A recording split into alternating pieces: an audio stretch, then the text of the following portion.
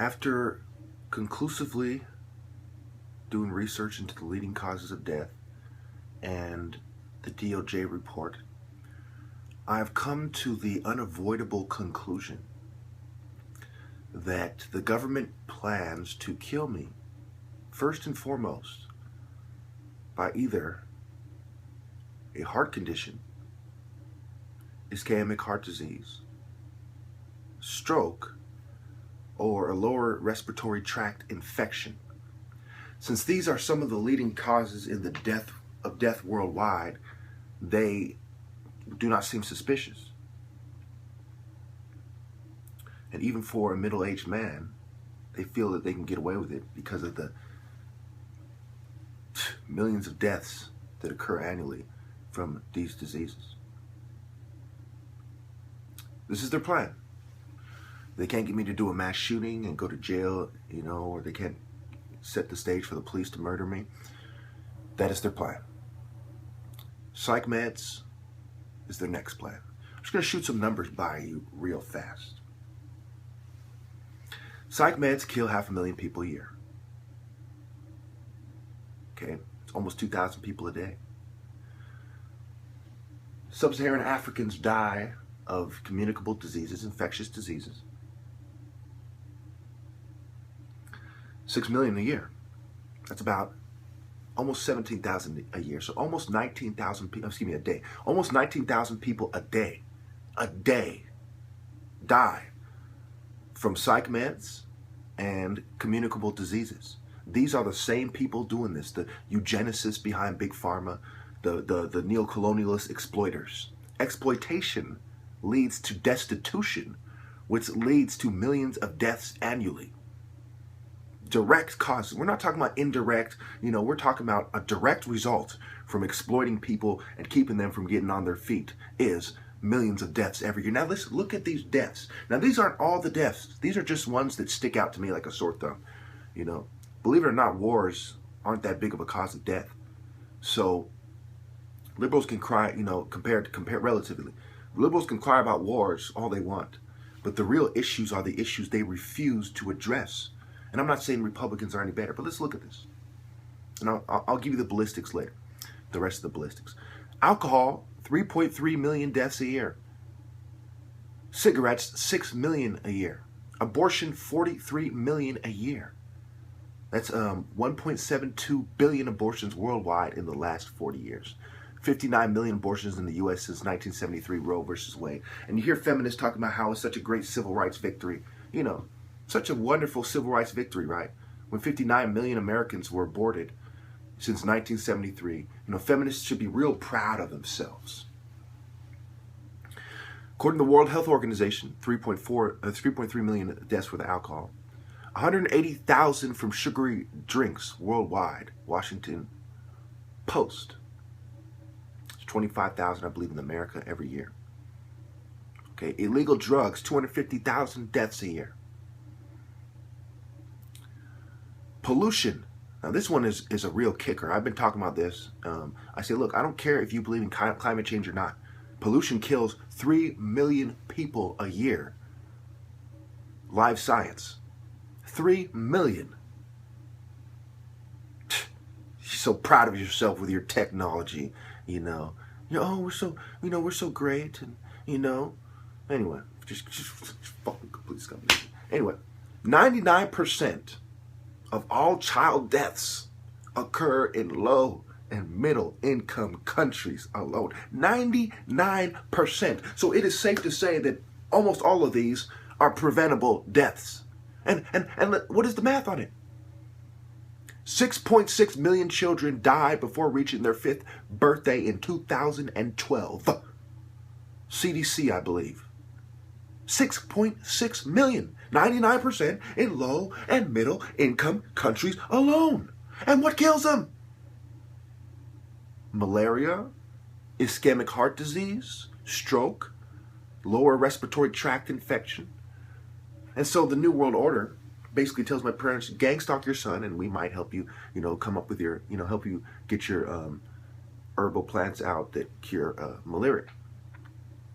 We might help you, We don't really fucking care because we're a bunch of population control bitches, but we'll pretend like we're going to help you if you help us kill your fucking son, which is really our concern, not the millions of people dying every year.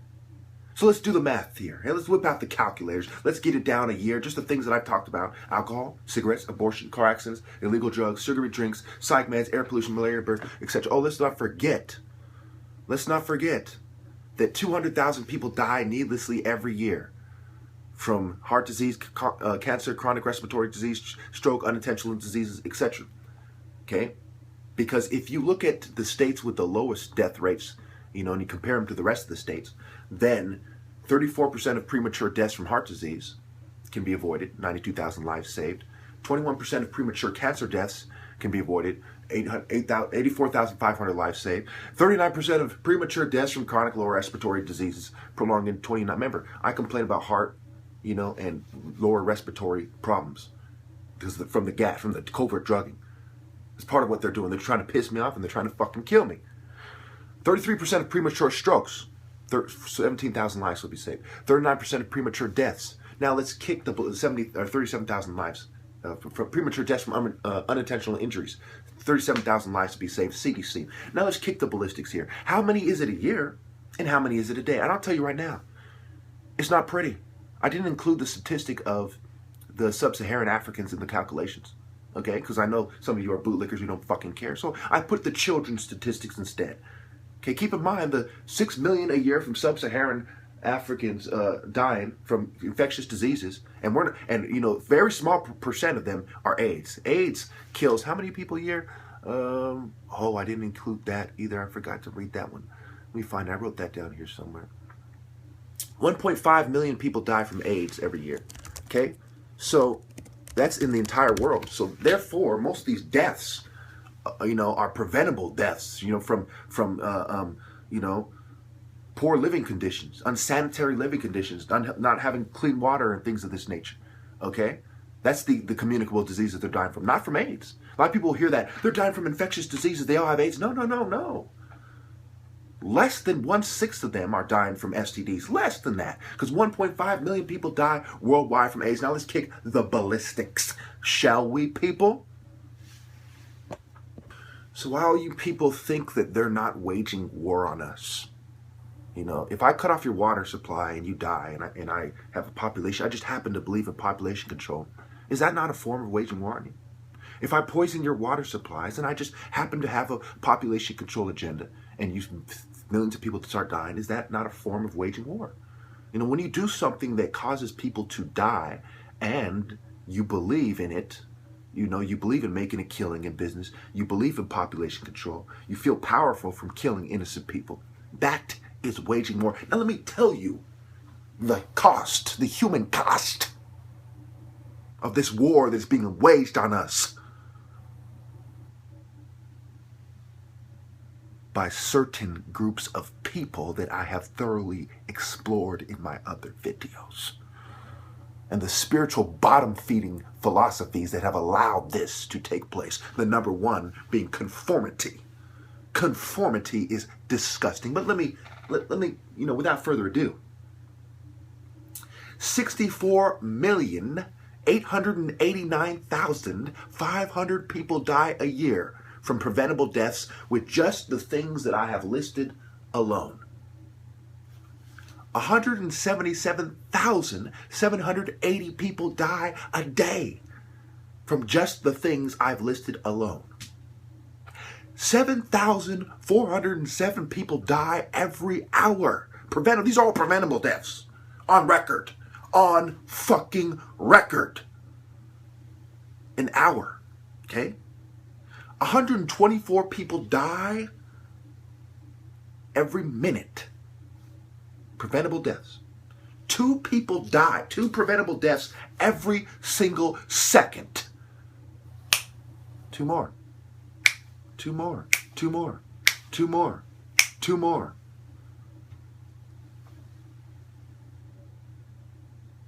Really over 2. A little bit over 2. So now, the people say, well, people die. You'll hear bitch-ass excuses. People try to justify it. Look, motherfucker, these people don't have to die. We can control the population by spreading philosophies that promote reasonably sized families. Without abortion, you know, we can promote different ways of interacting with each other, being romantic with each other, without having, you know, unprotected sex all the time, for instance. There are different ways to control the population that are more humane and practical. These people do it this way because they are satanic. They get a kick out of killing people. I've been researching these secret societies since I was like 11 years fucking old. I'm telling you, they get a kick out of killing people. They don't just happen to be killing people all these horrible fucking ways that are very miserable deaths. You think it's fun to die of AIDS or alcohol abuse? You think it's fun to die from malaria or car accidents? Illegal drugs, sugary drinks, psych meds, air pollution, malaria, birth trauma, pneumonia, birth asphyxiation, diarrhea. You think these are fun ways to die? Heart disease?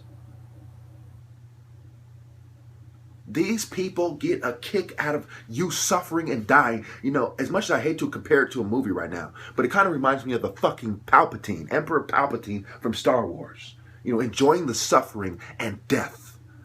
Just complete evil scum. These are the type of evil scum that it's hard to compare them to people in real life. These are serial killers who enjoy people suffering. They kill people this way because they enjoy the suffering. They control the media. They control Hollywood. If they wanted to stop this anytime they want, they control every institution necessary to spread healthy philosophies that promote family values and proper, not eugenic, but proper family planning. They choose not to because they are fucking serial killers. Mark my word, you people are going to feel real stupid one day when it comes out that I'm right. These are fucking serial killers. So maybe you can guzzle beer and eat popcorn and, turn a blind eye to 65 million preventable deaths a year. Really, it's more than that. These are just the things that I've listed. Maybe you can. I don't know. But I'll tell you one thing. I'm not going to sit around and let a bunch of satanic filth kill 65 million fucking people. Deaths that could have been avoided. If somebody hadn't subscribed to satanic philosophies. What would you do if you were fucking Heru and the minions of Satan were killing 65 million people a year while a bunch of sissies are talking about nonviolence, nonviolence? 65 million fucking people a year screams for violence. It doesn't just politely ask you to be violent. It doesn't say, we need to do something to stop these people. Perhaps we should stop. It says, kill them all! As a man of principle who couldn't take it anymore. A man who saw the whole world as his family.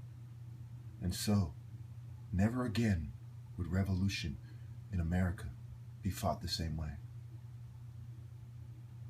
For Horus was about to begin something profoundly violent that would be unparalleled in American history. Never again would battles in this region of the continent be the same. For Shaka was about to begin what was to become known as the Umfakani, a reign of terror that would be unparalleled in Africa's turbulent history.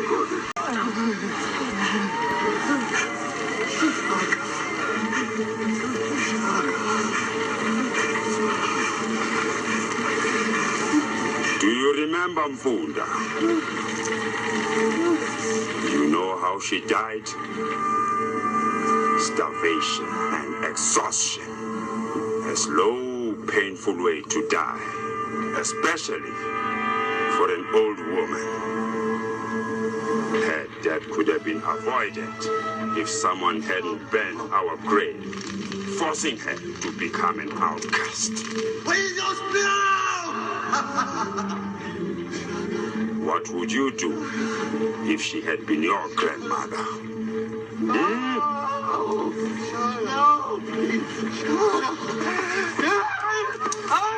Some people would not approve of his extreme violence, but in his heart he knew he was right.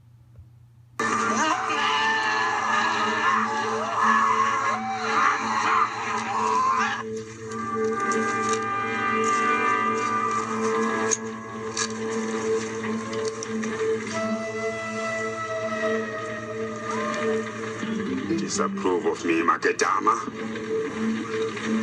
No, Shaka. I disapprove of the great Sagiti, the man who fights like a million. You were kind to my mother and me, and I won't forget that. I'll not kill you or your people. I'm glad to see that you have grown in the ways of justice, Shaka. I wonder how many see you for what you really are. A killer. A killer who's contaminated his armies with his own cold-blooded thirst for revenge. Building the Teta Confederacy is a pretense. The wars you wage are, in fact, very private and concern only a chosen few. Each of your battles is a trial in which the enemy is condemned to death for having caused your family hardship. Each village you burn to the ground is the home you were denied. Each man whose lungs you burst open is In his two young cousins, he saw similarities between them and the starving Biafrans in the pictures he grew up seeing. Some people could not understand that he was right. All they could see was his anger. Is responsible for Nandi's suffering. Stop it, Shaka. Your thirst for revenge has already been quenched 1,000,000 times over. Sigidi!